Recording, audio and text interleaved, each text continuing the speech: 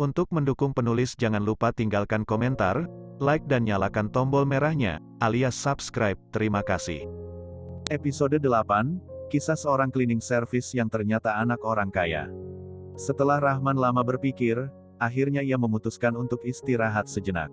Karena beberapa hari lelah menjaga Agnes, di rumah sakit. Keesokan paginya, Rahman menyiapkan sarapan untuk Agnes, dan Luna, karena ia tahu Luna kesal padanya, maka ia ingin merayu Luna, dengan menghidangkan sarapan pagi yang spesial untuk Luna. Tetapi Luna tetap saja tidak mau memaafkan Rahman, karena ia masih berpikir Rahman sudah menipunya. Dalam pikiran Luna, Rahman sudah berbeda, saat mereka baru kenalan.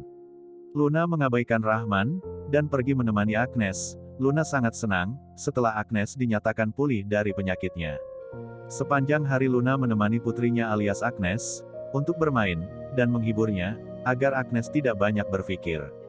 Dan sepanjang hari itu juga, Luna tidak mau bicara dengan Rahman, jadi mereka berdua hanya saling berjauhan, yang membuat Agnes merasa bingung, melihat kedua orang tuanya.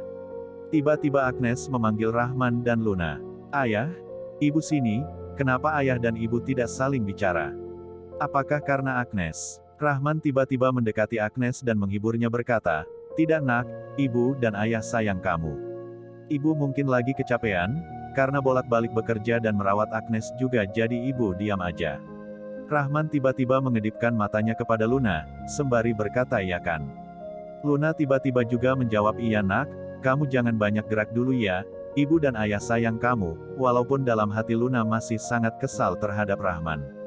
Tapi demi putrinya ia lakukan untuk menyenangkan Agnes. Walaupun mereka berdua berpura-pura. Keesokan hari di mana hari kedua, Luna pergi bekerja seperti biasanya.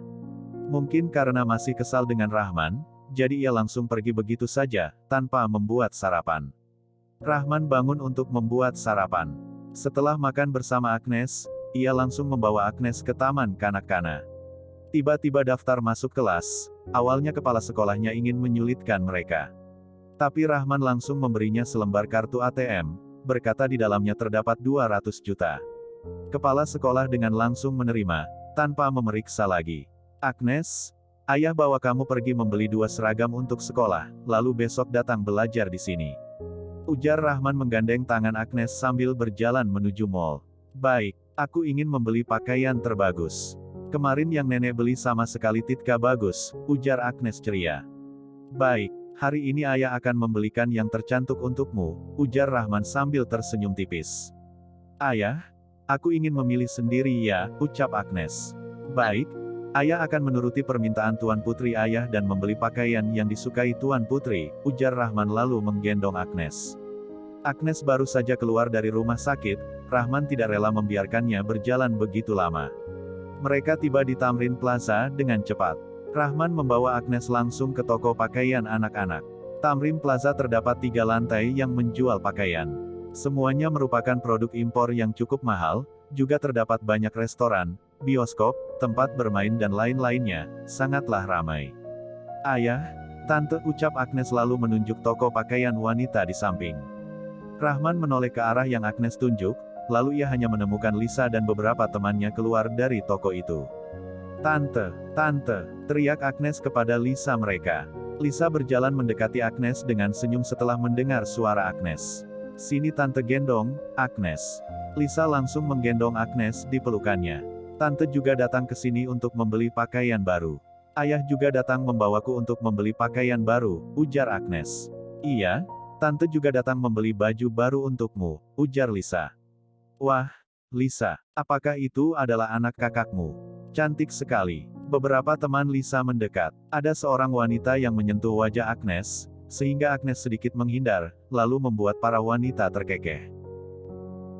"Tante, aku mau ayah yang gendong aku." Agnes melihat beberapa orang asing yang sedang menertawainya, seketika ia tidak ingin berada di pelukan Lisa.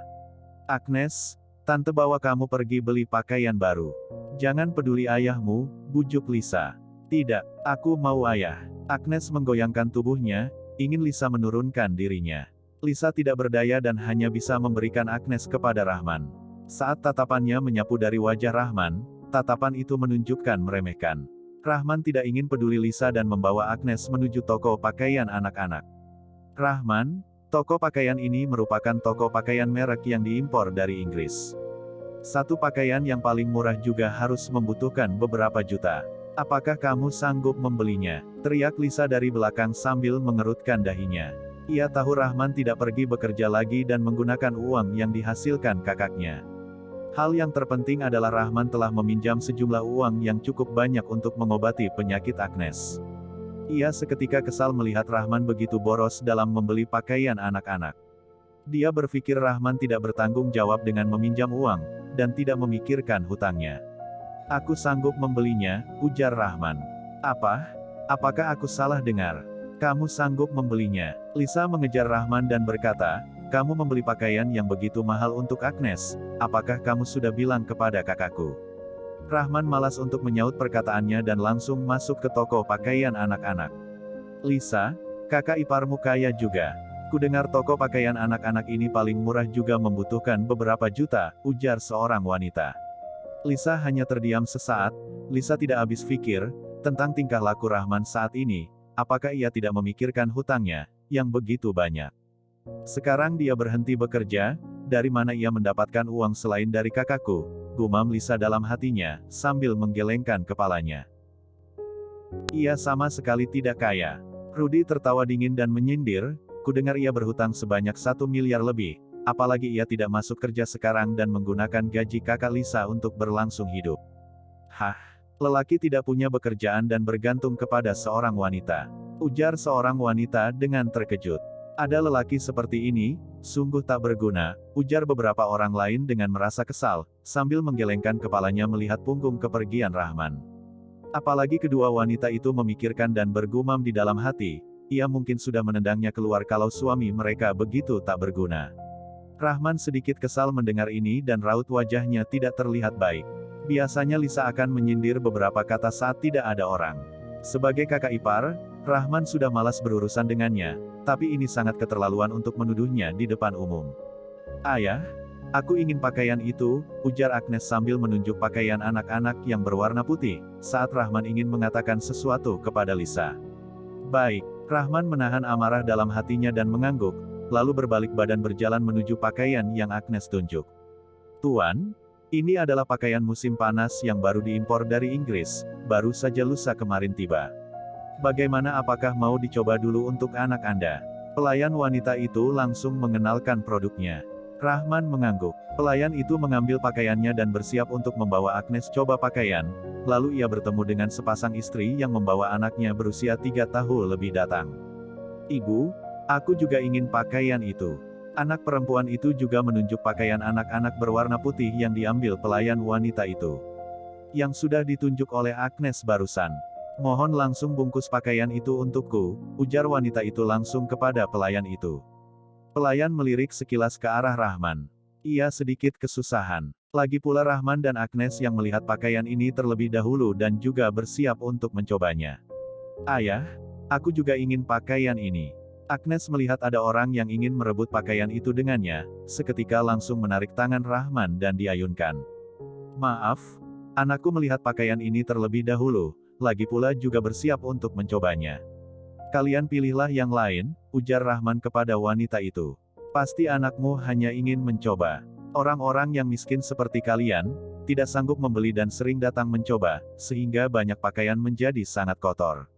Wanita mendengus dan menilai Rahman dengan tatapan meremehkan. Pakaian Rahman sangatlah biasa. Wanita itu semakin merasa orang yang seperti Rahman tidak mungkin bisa membeli pakaian anak-anak itu. Tidak coba pakai, bagaimana tahu cocok atau tidak? Ujar Lisa yang ikut masuk dengan tak puas. Meskipun ia tidak menyukai Rahman, ia juga tidak mau melihat Agnes dihina begitu saja. Buang saja kalau tidak cukup. Ada apa yang susah? Kalian harus mendirikan prinsip keuangan yang benar untuk anak sejak kecil. Maaf, sepertinya kalian juga tidak mengerti kehidupan orang kaya. Wanita itu menatap jijik kepada Lisa dan Rahman. Ini bisa disebut melatih prinsip keuangan yang benar untuk anak kecil.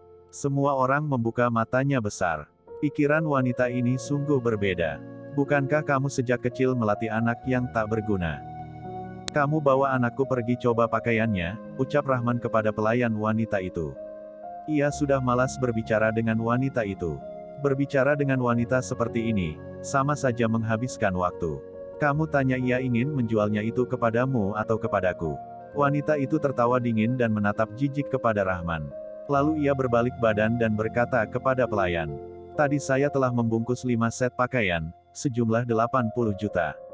Kalau kamu berani menjual pakaian ini kepadanya, maka saya tidak jadi membeli 5 set pakaian itu. Dan saya juga akan mengadu kepada manajermu. Lihat manajermu ingin menolongmu atau memihak kepadaku, ucap wanita itu dengan sombong, lalu menoleh menatap Rahman. Rahman tetap tenang, sedangkan Lisa melihat ke arah pelayan dan melihat apa yang dikatakannya. Bersambung. Pesan moral yang disampaikan dalam cerita ini adalah jangan sekali-kali mengambil keputusan. Jangan menghakimi rumah tangga seseorang, sekalipun itu kakak atau adikmu. Selamat beraktivitas, jangan lupa bahagia.